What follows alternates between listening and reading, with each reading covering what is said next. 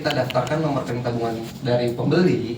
Jika terjadi pembatalan lelang atau lelangnya bisa terburuknya kalah, maka uang by system akan kembali masuk ke rekening buyer dari rekening penampungan Balai Lelang Negara. By system itu biasanya 1 hari setelah lelang uang sudah kembali. Tapi kalau di peraturannya selambat-lambatnya 5 hari kerja. Jadi ketentuannya dari Balai Lelang ya, tetapi prakteknya paling 1 hari juga sudah masuk lagi. Seperti itu. Nah, nanti kita daftarkan dengan data ini di Balai Lelang Negara atas nama buyer. Nanti keluar namanya nomor rekening virtual account. Nomor rekening virtual account. Di mana nanti pembayaran uang setoran awal itu yang 20% sampai dengan 50% itu dibayarkan mau dari pihak agen yang membayarkannya boleh, jadi bayar ke agen yang setorkan ke rekening virtual account boleh.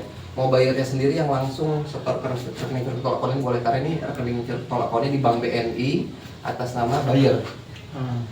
Sama bayar. Nah, setelah itu didaftarkan, kemudian paling lambat besoknya itu pelaksanaan lelang. Nanti 1 jam setelah pelaksanaan lelang itu sudah ada hasilnya, Pak.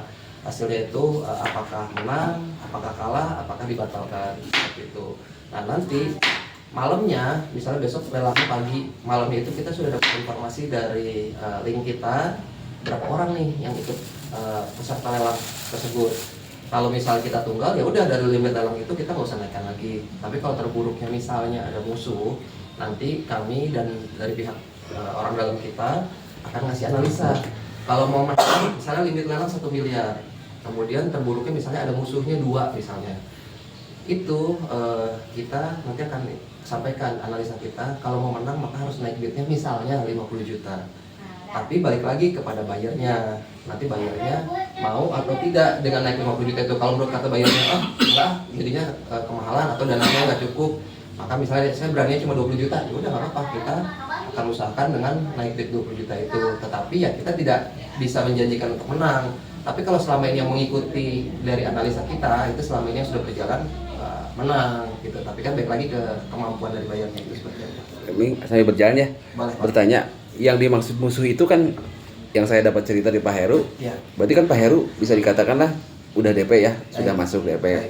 Tapi kemarin kendalanya Pak Heru karena ada masih nunggu lelang berikutnya atau karena apa Pak Heru yang kemarin mah bukan sih, tapi lebih ke karena kan sebelum tanggal lelang kemarin tuh dari pihak bank Pak Yuda ya ada proses jual beli normal dulu kata informasi dari Pak Yuda, bisa dijual sampai akhir kemarin ya, akhir April Maret.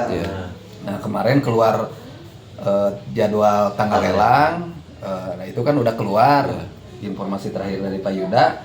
Masih ada peluang dari yang lain, tapi kalau nanti udah deket-deket ke tanggal lelang ya udah gitu, nanti tinggal ya ini keluar ini katanya apa yang virtual account itu Pak ya. Langsung bikin virtual account daftar. Mungkin izin menambahkan Pak. Jadi kalau dari kami sendiri Pak, kami tidak akan terima dari buyer-buyer yang lain. Ketika sudah ada yang booking fee, kita tidak akan terima. Jadi langsung di lock ya, langsung di lock. Ya. Tapi prakteknya lelang ini kan bertahap Pak. Kayak misalnya aset yang Zamrud. Pak Heru ini Zamrud. Waktu lelang yang sebelumnya itu sudah ada yang peminat Pak. Sudah ada yang minat terhadap aset tersebut. Nah itu kan kita tidak bisa halau lah bahasa kita ya Pak ya. Karena dia sudah tahu aset tersebut dari lelang sebelumnya. Kalau yang setelah ada booking fee, kami langsung koordinasi supaya kalau bisa tidak ada peserta tambahan lagi yang masuk gitu ya dari pihak-pihak terkait untuk mengunci. Tapi kalau misalnya sudah terlanjur tahu dari lelang yang sebelumnya, nah dia ini minat juga terhadap aset tersebut, kita sudah tidak bisa halau, akhirnya itu diarahkan atau ada kesempatan untuk jual beli biasa ataupun penebusan ke bank. Jadi namanya aset lelang itu lelang masih bisa dibatalkan apabila ada pelunasan dari pemilik paling lambat 1 hari sebelum lelang, itu masih bisa untuk lelang dibatalkan. Nah pelunasan ini bisa dia lunasin pakai duitnya pemilik sendiri, bisa juga karena dia jual beli sama orang lain, bayar lain seperti itu. Otomatis proses lelang batal kan? Otomatis proses lelang batal. Tapi apabila sudah ada yang sudah masuk, itu akan kembali full 100%, tidak ada yang dipotong. Dari booking fee yang di agent akan dikembalikan, kemudian dari yang sudah masuk ke rekening Balai Lelang Negara ini atau virtual account ini akan kembali juga 100%, tidak ada potongan seperti itu. Jadi memang kemarin kami pun juga membuka opsi itu untuk jual beli biasa. yaitu penebusan ke bank, kemudian dapat jual beli biasa, tetapi memang harganya kan lebih Harganya tinggi. Lebih tinggi biasanya Ya, Pak. Ya, bayarnya Pak Heru kemarin dananya nggak cocok lah gitu ya. jadi masih mengharapkan lelang ya. Masih mereka lelang. Ya. Kemarin ada satu calon buyer yang mau berusaha untuk jual beli biasa, dikasih waktu sampai akhir Maret, tetapi sampai batasnya ditentukan dia tidak bisa. Nah, berarti ada dua opsi nih si Iya. calon buyer itu. Apakah dia nanti akhirnya ikut lewat lelang, jadi musuh kita, itu yang tidak bisa kami halau, karena Iya. dia sudah tahu dari lelang sebelumnya kan. Nah, atau yang berikutnya ya dia mundur, berarti lelang nggak ikut, jual beli biasa nggak ikut. Nah, tetapi memang sampai dengan pelaksanaan lelang nanti masih ada kemungkinan untuk penebusan ke bank ataupun transaksi jual beli dengan angka yang sudah disampaikan. Itu sih Pak. Iya. Jadi bukan ini sih bukan kendala itu mah ya, lebih ke wajar. ya. Jadi Pak Heru mungkin ada peluang di bulan depan ya. 8 Mei, 8 Mei. Putusan 8 Mei, gila, Mudah-mudahan. 8 Mei, pokoknya mah. Mudah-mudahan rezekinya. Iya. Lelangnya amin. dapat dulu seperti apa. 8 Mei. Jadi maksudnya kan Pak Heru udah bisa dikatakan udah di lock. Kalau misalnya tidak ada yang maju lagi, otomatis kan diupayakan yang Pak Heru kan? Betul. Iya, berarti nggak ada. Jadi ketika kemarin Pak Heru bayar udah naruh booking fee, itu kita sudah koordinasi pihak-pihak terkait supaya jangan ada musuh-musuh tambahan lah. Iya. Seperti itu. Tetapi karena dari sebelum lelang atau lelang sebelumnya itu sudah ada 3 calon pembeli, yang satu yang mau rencana jual beli itu. Nah, kalau di antara mereka bertiga nih ikut lagi, kita nggak bisa halau karena mereka sudah tahu dulu gitu Pak. Gitu. Kendalanya itu. Kalau lelang itu berarti dari pihak pemilik dia akan dapat sebagian uang atau enggak? Oke, jadi gini Pak, lelang itu kan akan dilelang bertahap nilainya Pak. Dari nilai pasar, kalau nggak laku turun. Nah biasanya kalau udah sampai di nilai terendah, itu biasanya hutangnya pemilik itu lebih tinggi daripada Nilai aset. nilai lelangnya. Oh gitu. Sehingga dia tidak akan dapat apa-apa. Contohnya misalnya yang asetnya Pak Heru gitu ya, itu limit lelangnya di Berapa Pak? Limit 1,7 Iya. udah all in. all in harganya 1,7, padahal itu pinjamannya ke bank aja udah di atas 2. Kalau nggak salah, kalau saya nggak salah sekitar 2,4. Justru itu pihak bank karena sekarang lagi ada programnya, itu dia bisa pelunasan ke bank sebesar sebesar limit lelang yang sebelumnya. Sebesar limit lelang sebelumnya itu kalau salah 19 ya. 179. 179. Nah, padahal kalau peraturan bank sendiri sebenarnya kalau mau perlunasan atau penebusan ke bank itu harus sebesar pokok hutangnya yang tadi yang 2,4 itu. Tapi karena kebetulan bank ini lagi kredit macetnya lagi tinggi, dia ada program bisa penebusan sebesar limit lelang yang sebelumnya 1,79 itu. Iya, disambil. Jadi kalau untuk aset lelang yang nilai pinjamannya di bawah dari lelangnya, maka selisihnya itu akan jadi milik pemilik sebelumnya. Misalnya dilelang 2 miliar, padahal hutangnya cuma 1,5 miliar, maka selisih 500-nya itu akan diberikan atau dikembalikan dari pihak bank kepada pemilik. Tapi biasanya aset-aset yang kita rekomendasikan itu kan aset-aset yang sudah murah-murah. Kalau baru lelang pertama kita biasanya nggak mau rekomendasikan nih Pak, karena kan masih ada pasaran atau masih sedikit di bawah pasaran, kita nggak mau rekomendasikan. Nah itu biasanya kalau lakunya di lelang limit yang sudah terendah, itu biasanya nilai pokok hutangnya pasti lebih dari itu. Berarti Silakan Pak. enggak, kalau misalkan kekurangan hutangnya nih ya dari pihak pemiliknya, itu masih nyicil lagi. Oke, jadi misalnya pokok hutangnya 2 miliar, tetapi dilelang cuma 1,5 miliar, berarti kan masih ada selisih 500 juta tuh. Di pencatatan di BI checking ataupun pendataan bank itu, dia seolah-olah masih berhutang 500 juta kepada bank. Tetapi prakteknya pihak bank tidak akan mungkin pernah nagih lagi. jadi jadi dianggap dihapuskan aja ya. Ya, Diputihkan lah ya. di bank kan ada nama produk itu penghapus bukuan lah. Kalau Jadi Pak seolah-olah di bank itu sudah dihapus bukukan, jadi tidak akan ditagih-tagih lagi tuh sama pihak bank, nggak akan didatengin, nggak akan ditagih lagi karena asetnya dia sudah dijual, sudah dilelang. Tetapi BI checking dia sampai kapan pun nggak akan bersih. Lain hal kalau kayak tadi penebusan ataupun jual beli biasa, itu tercatat di BI checkingnya dia sudah lunas. Sehingga misalnya 2 tahun ke depan sudah clear lagi, dia bisa mengajukan kredit lagi ke bank. berarti kalau misalnya tadi kan utangnya 2,4, Baik Pak. terus nilainya tadi 1,7, Ya. berarti kan ada selisih kan. Iya Pak.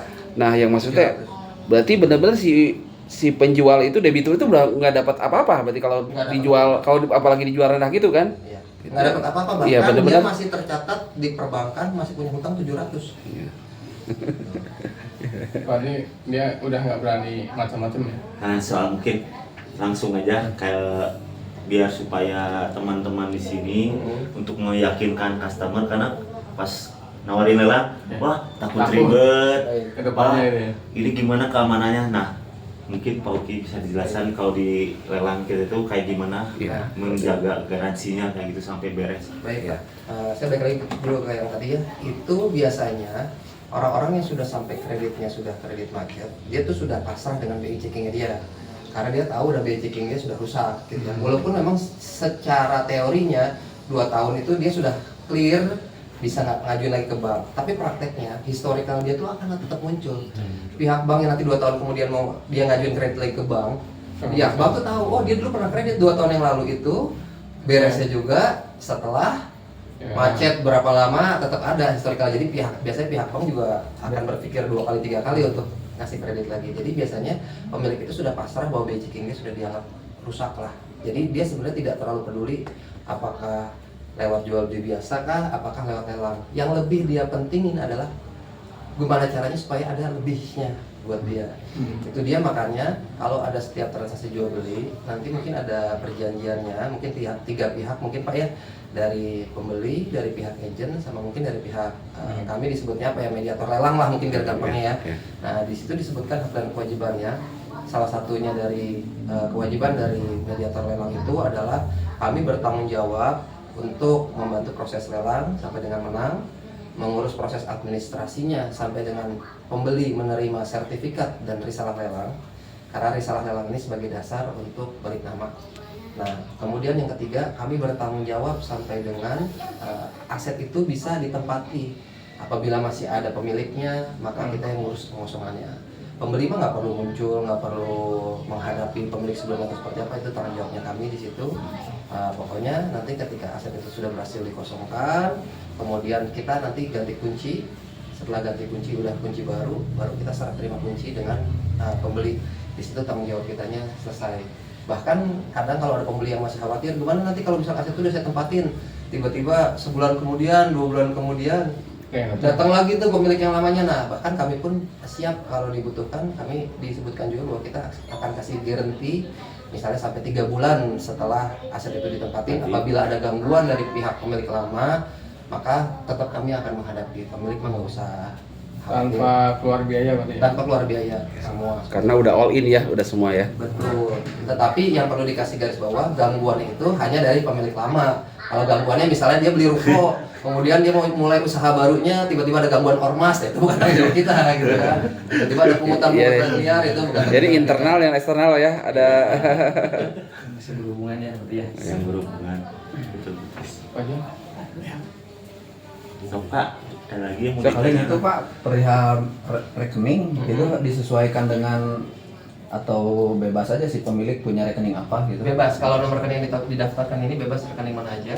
Tapi kalau untuk setoran pembayaran negaranya harus di BNI, karena Bank Negara itu nanti atas namanya atas nama apa? atas nama buyer. Oh, jadi Bukan ini ya, bukan atas nama ini ya, maksudnya Atas nama dia sendiri. diri sendiri ya. Jadi ketika didaftarin sebagai peserta lelang, sudah ngeling nanti langsung muncul virtual account-nya atas nama. kalau buyer. punya rekening BNI tetap harus buat lagi Pak. Ini virtual account ini Ya. harus Pak. Harus tetap. Karena ini udah ngeling dari sistem pendaftarannya Bank Negara. Ketika sudah terdaftar jadi peserta lelang, akan dia langsung muncul virtual account. Nanti dibikinin itu mah Pak, biar Siap. sama. Itu Iya. bisa dipakai terus Pak? Selamanya atau nanti dihapus kalau udah? Setiap lelang, misalnya gini, Bapak udah ikut lelang aset yang jambrut, 2 bulan kemudian Bapak beli lagi aset yang lain, muncul virtual account-nya, beda lagi Beda lagi. nomornya Pak, tapi namanya tetap. Itu keamanan mungkin Pak ya. Ya, untuk keamanan. Kayak beli pulsa lah di e-commerce, kasih lewat PA gini kan Itu beda-beda. berubah. Atau kita beli apa juga kan di Shopee suka pakai. Ah bener gitu. Virtual account juga. Virtual account-nya beda-beda gitu. Notif lah. Produk. Gitu OLX oke sama virtual Iya. Ya udah biar sama lah gambarannya. Ya, Gitu. gitu, Pak. Nanti mungkin saya lanjut ya Pak ya, barangkali Ya. kalau ada pertanyaan lainnya silakan ya Pak ya. Sekarang ini peluangnya cukup besar karena kenapa Pak? Biasanya kalau lelang itu kan dia akan lelang pertama dari nilai pasar, nggak laku, lelang kedua turun. Misalnya nilai pasarnya 1 miliar, lalu ada namanya nilai likuidasinya biasanya itu sekitar 60 sampai 70%. di mana tadinya lelang itu tidak bisa untuk di bawah dari nilai likuidasi itu. Jadi kalau udah sampai misalnya kita anggap nilai likuidasinya itu 60%, nah itu menentukan appraisal ya Pak ya. Nilai appraisalnya 1 miliar, nilai likuidasinya itu 600 juta, biasanya 60%-nya. Kalau sudah dilelang sampai 600 juta ternyata tidak laku-laku, misalnya masih dihuni atau misalnya ternyata bangunannya rusak atau apa segala macam sehingga belum laku-laku, itu kalau dulu lelang berikutnya pun tetap 600 dulu. Kadang ada aset yang sampai 10 kali lelang tetap di 600 terus nggak bisa turun, karena kalau memang bangun lelang di bawah itu dia akan kena OJK. Nah tapi sekarang karena adanya beberapa bank besar yang nilai NPL atau kredit macetnya cukup tinggi, maka sekarang ada beberapa bank yang bahkan dia sudah punya kebijakan ketika nilai likuidasi itu yang tadi 600 juta itu tidak laku, dia bisa potong sampai setengahnya. Jadi sampai dari 600 jadi 300. Dan itu langsung, nggak bertahap. Nah ini menurut saya peluang sekali karena jadi jauh banget dari harga pasaran yang 1 miliar itu. Cuma memang mereka akan melelang setengahnya itu jika sudah ada pembeli. Jika sudah ada pembeli, dan prakteknya juga di lapangan, hal ini dijadikan bisnisan lah buat mereka. Sok bisa saya turunin sampai 300, tapi wani piro gitulah gitu ya. Gitu. Tapi ya karena kami sudah punya kedekatan sudah bertahun-tahun nih Pak ya, kita sudah lebih dari 2016 lah kita ya. Jadi kita sudah bisa lah gitu ya untuk akses beberapa aset yang bisa langsung pukul setengahnya seperti itu. Tapi memang ini hanya di beberapa bank, mungkin sekitar 1, 2, 3 bank yang sekarang berani punya kebijakan seperti ini. Jadi kalau bicara tren lelang dari tahun ke tahun, biasanya itu aset lelang itu murah-murahnya akhir tahun. Akhir tahun tuh lagi murah-murahnya karena mereka dikejar target untuk menurunkan kredit macetnya. Tapi tahun ini mulai dari bulan Maret kemarin ini udah pada murah-murah banget karena memang ada beberapa bank yang kredit macetnya tinggi banget ya.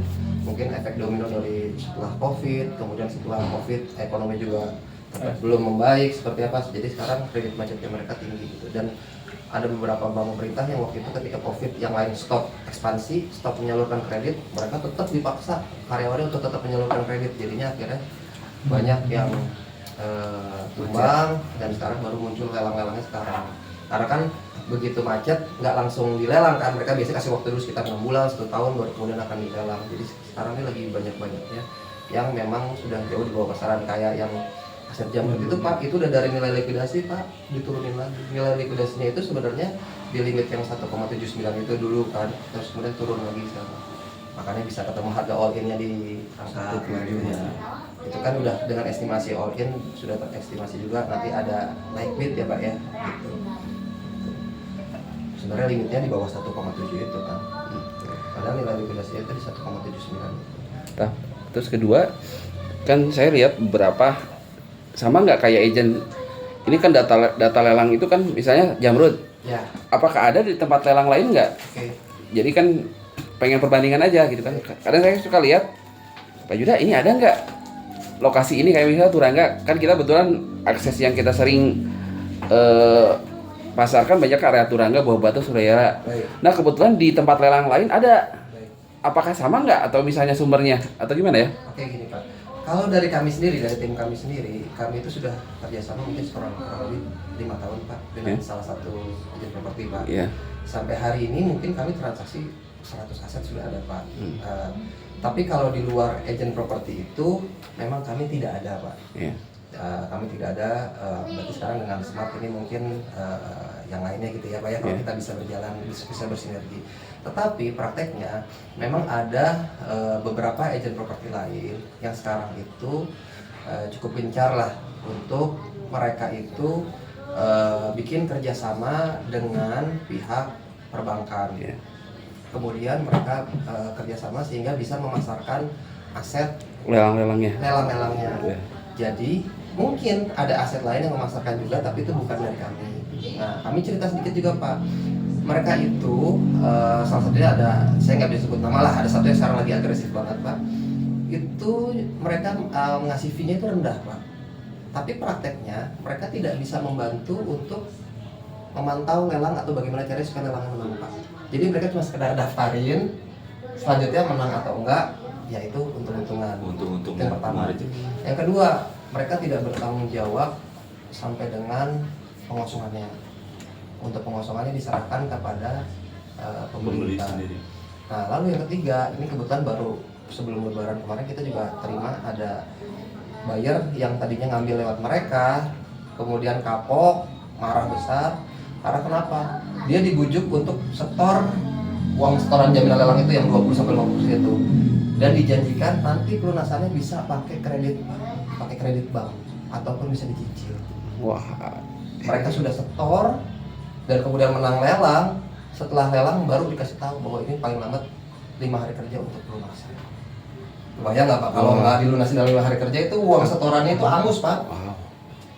Itu yang disalahkan siapa nanti? Nah, ya, Solusinya gimana Pak? ya akhirnya solusinya karena kebetulan dia memang kebetulan orang cukup besar, akhirnya dia dari mana akhirnya dapet dia untuk bisa Tutup ya. nutupin itu.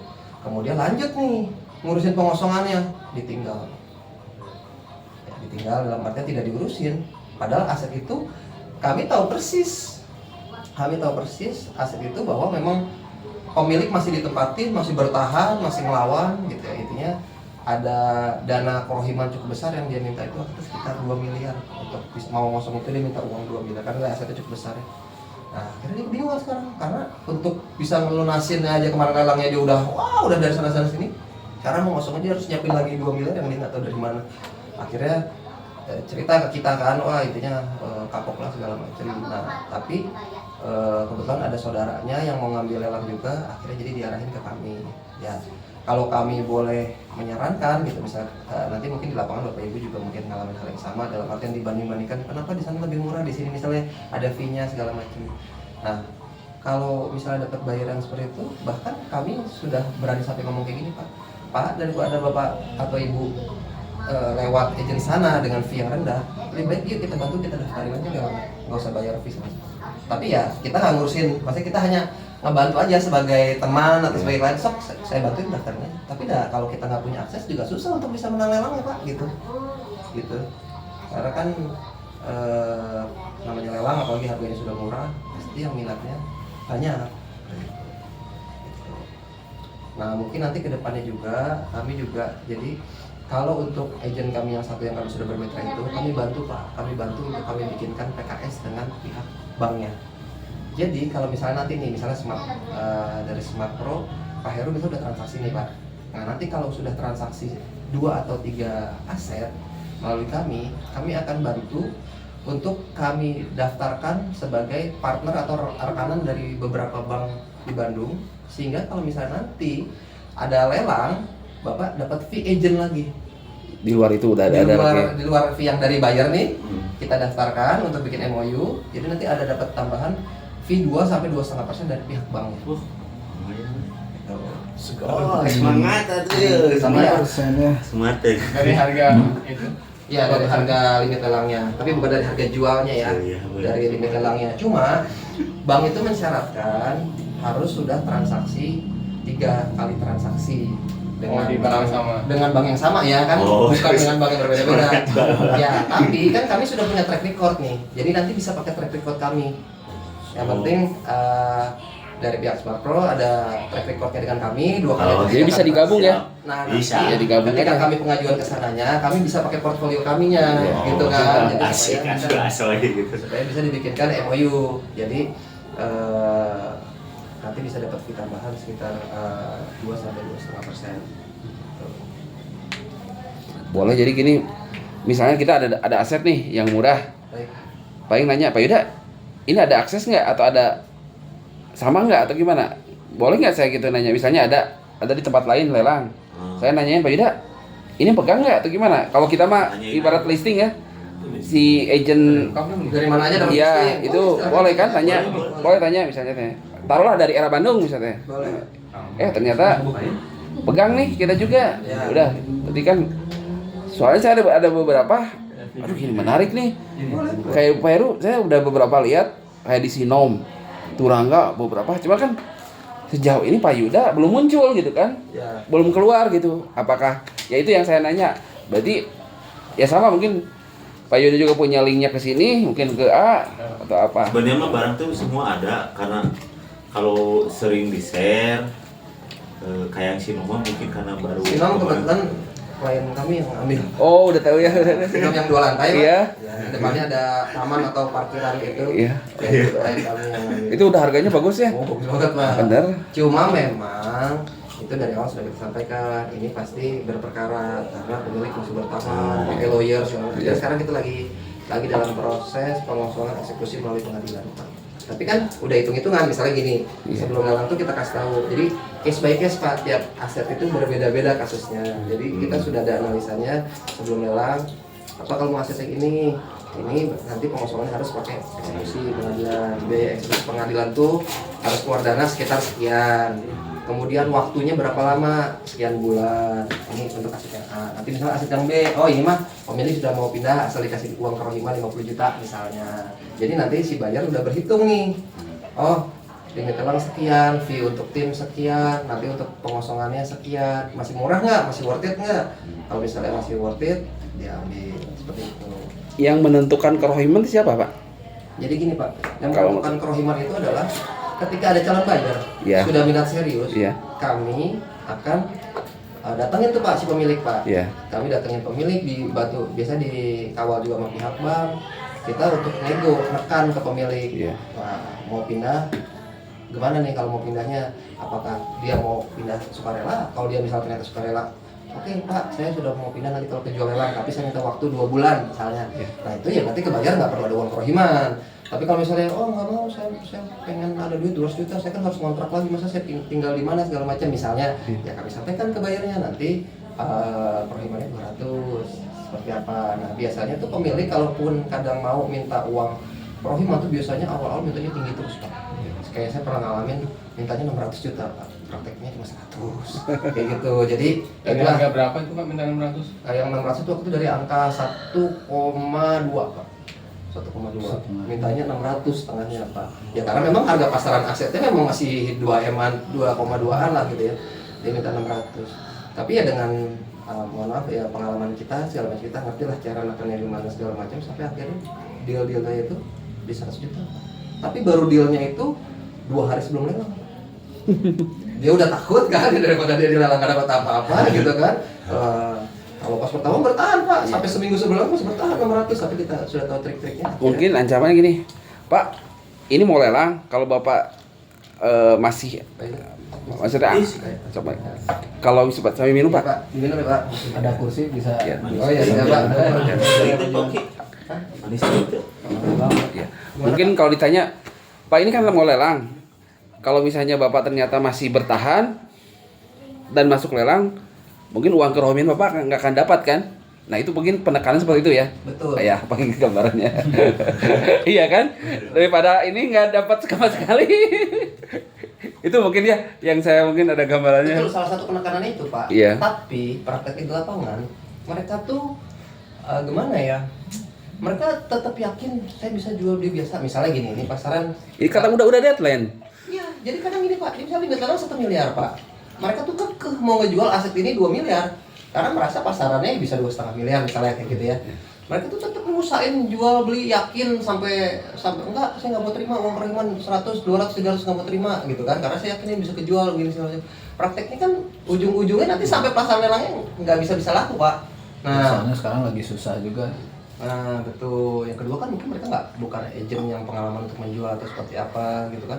Prakteknya nanti kalau udah deket-deket hari H-nya gitu kan, Pak ini udah tinggal 1 hari 2 hari, Bapak nggak akan mungkin bisa dapat pembeli gitu kan. Nah, daripada nanti pembeli lain yang beli, Bapak nggak dapat apa-apa gitu kan. Kalau kita yang beli, kita mau ngasih segala macam, sampai akhirnya mereka mau bikin suatu pernyataan bahwa mereka mau pindah dengan uang pengosongan ya seperti itu. Tapi ini case by case ya, Pak ya.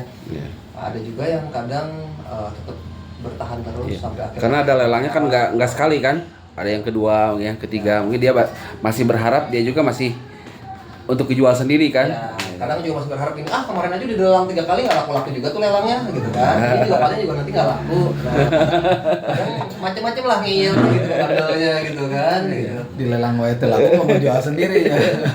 Bener. Jadi memang butuh penanganan khusus lah gitu Pak untuk yang seperti itu. Tetapi memang kita prioritasinnya yang untuk ditawarkan ke klien kalau bisa yang sudah aman, ya, yang bersih. bangkrut, sudah Yang bersih. Terus kalau bisa yang misalnya masih dihuni juga, tapi pemiliknya sudah mau pindah dengan pemukiman sekian, Ya. gitu. Tapi memang secara global semakin bermasalah aset itu, limit lelangnya makin jauh di bawah pasaran. Tapi semakin udah kosong, udah aman, biasanya limit lelangnya jadinya nggak terlalu jauh Iya. sama Udah benar-benar di bawah pasar ya, udah benar bukan lihat NJOP, udah benar-benar di bawah aja ya. Ya, jadi kadang klien kami ada juga yang saya mah bodo amat, dan secara hukum kita sudah kuat, sudah bener gitu kan, tinggal pakai pengadilan, ngosongin dah. Mau dia masih dihuni sama polisi, mau tentara, mau ormas, mau apa ya, selama harganya yang penting limit lelangnya jauh banget di bawah pasaran, saya ambil. Kadang ada juga klien kami yang mau seperti itu ya, balik lagi gimana kliennya atau bayarnya. Itu kebanyakan lelang KPR atau dia pinjam uang. Ada yang kredit usaha, ada yang KPR Pak. Oh, pinjam atas nama rumah dia gitu ya. Iya, ada yang KPR, ada yang kredit usaha. Biasanya kalau yang KPR itu biasanya yang di klaster-klaster Pak. Yang lelang di klaster-klaster. Beberapa tahun. Rumah-rumah masih relatif rumah-rumah baru ya, belum begitu, perumahan baru belum begitu lama. Nah, tapi kalau yang rumah yang di kayak Zamrud, itu biasanya kredit usaha Pak. Terus kalau misalnya kayak ruko, gudang, tanah. Oh, pinjam uang ya buat usaha gitu ya, jaminan rumah gitu. Berarti gede juga ya utang ya. Ya Pak, kan kita pegang data lelang itu kan dari yang ratusan juta sampai ratusan miliar Pak. Sampai Kayak sekarang, gedung hotel gitu kan. ya kayak sekarang hotel Golden Flower gitu kan dilelang juga kan ratusan. Golden Flower tuh yang di Asia Afrika. Kagum juga Oh, kan itu NASA. yang di share Romano dulu mah nya. Bukan NASA, sebelah kanan tempatnya sudah sepatu roda. Turun Iya, kalau dulu tuh pernah main tahun sebelah itu Nya Romano. Romano. Ya Golden Power yang dekat Iya. perempatan. Iya. berapa itu Golden Power itu? Berapa Pak Yuda? 35. Oh Pak Yuda udah nge-share. 58 Belum ya, itu. berapa sih limit lelangnya? enggak pak, Golden Power mah tinggi. Apa 138 ya? Iya. Wah hotel mah tuh di rata-rata di atas 100. Itu yang enak mah Jodia kan, Jodia Kebon Kaung itu Sari. Lensela. Yang stasiun ini. Oh, motel-hotel ini ya kelas Bintang Kagum Group ya? Kagum Group. Kagum itu bintang Pak Edi. Mau galakon. Setengah